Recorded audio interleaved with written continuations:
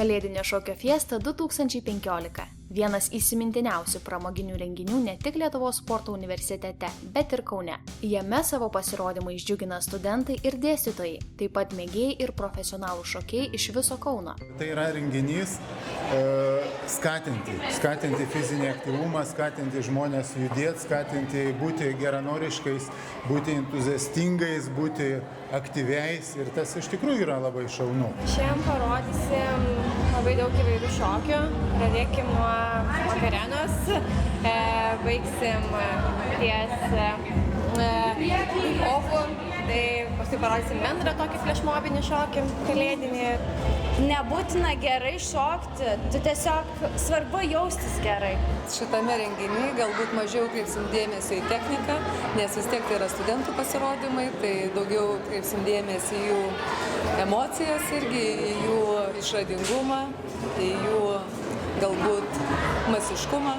Dalyvaujam vien dėl to, kad pradžiuginti kitus žmonės ir smagiai praleisti laiką. Iš pradžių studentai labai dažnai skeptiškai žiūri ir nenori dalyvauti šventėse, kaip pasakom, kad organizuojamas, bet kai sudalyvauja, jų požiūris pasikeičia kardinaliai ir sakė visą laiką, mes norėsim dar kartelį sudalyvauti. Tai vienas geriausių studijų laikų patyrimų. Labai patinka, kai galime pasirodyti, nežinau, nuėję auditorijai, nes vis tiek sušokus vieniem, vienokiem žiūrovom, kitokiem ir dabar studentam nauja patirtis, labai įdomu. Šventėje pasirodė Lopšelio darželio, Kauno mokyklų, Lietuvos sporto universiteto ir kitų universitetų sportinių klubų šokėjai. Visus juos užbūrė puikiai šventinė nuotaika. Šokis, toks yra dalykas, kuris užkrečia. Ir iš tikrųjų, jeigu jūs pamatytume, tai ateina žiūrovai, tie, kurie galbūt nelipa ant scenos, kurie nedalyvauja patys, nešoka, bet tas poveikis to šokio, jis turbūt užbūrė, jis įtraukia ir žmogus vieną kitą kartą pažiūrėjęs tokį renginį, iš tikrųjų jis pradeda galvoti, o kodėl aš negaliu šokti, kodėl aš negaliu būti ten tarp tų žmonių, kurie užlipa ant scenos, kurie sugeba per muziką, per savo judesius išreikšti save, išreikšti savo nuotaiką, savo emocijas. Prisivert šokti niekada nėra lengva visada, vis tiek vaikina, manau, sunkiau. Bet šiaip manau, kaip pradedi šokti, visai smagu pasidaro. Jeigu gera kompanija aplinkui, tada tikrai smagu yra. Kadangi aš nuo mažens, nuo 5 metų sportuoju meninę gimnastiką, ten yra kaip ne tik sportas, bet ir kaip ir meninės išraiškos, tokie irgi šokiai. Tai aš, galima sakyti, nuo mažens ir šoku šokį, tai čia mano gyvenimo dalis, mano atsipalaidavimas, mano malonumas, mano aistra. Ir hobis gali būti ir darbas kartu. Aš netgi, kaip sakant, daugiau nei pusę gyvenimo savo šoku ir dar sieju ateitį su šokiais, tai tiesiog mano gyvenimas yra šokis.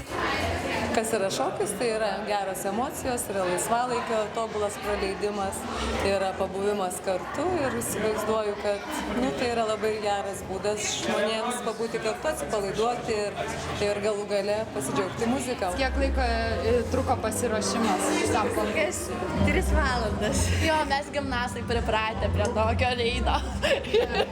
Mes ruošimės šiam konkursui gal apie savaitę. Mums susitikę gal keletą kartų, kokius 3-4 kartus po porą valandų.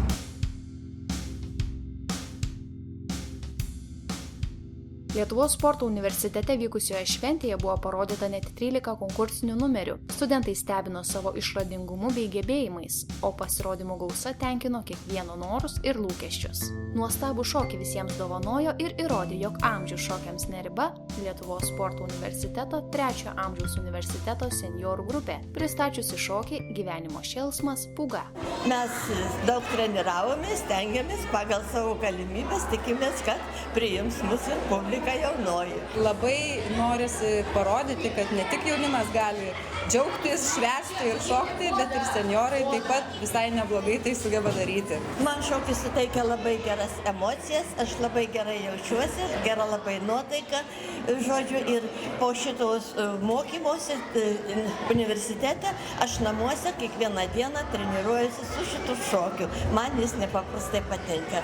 Iš tiesų labai susikaupę ruošiasi, labai repetavo. nervavo ir labai jaudinosi, bet šiandien pamatė, kad scena puikiai ir sakė, viskas gerai bus. Tai yra pagrindinis ir to renginio uždavinys ir siekiamas tikslas, kad kiek įmanoma daugiau žmonių užsikrėstų, kiek daugiau žmonių pajustų, kad tai yra smagu, kad tas yra viena iš tokių ryškiausių žmonių gyvenimo sričių. Lietuvos sporto universitete kalėdinė šokio fiesta ne vienerius metus rengiama šventė, sulaukianti vis daugiau dalyvių, o jie prasideda universiteto švenčių maratonas.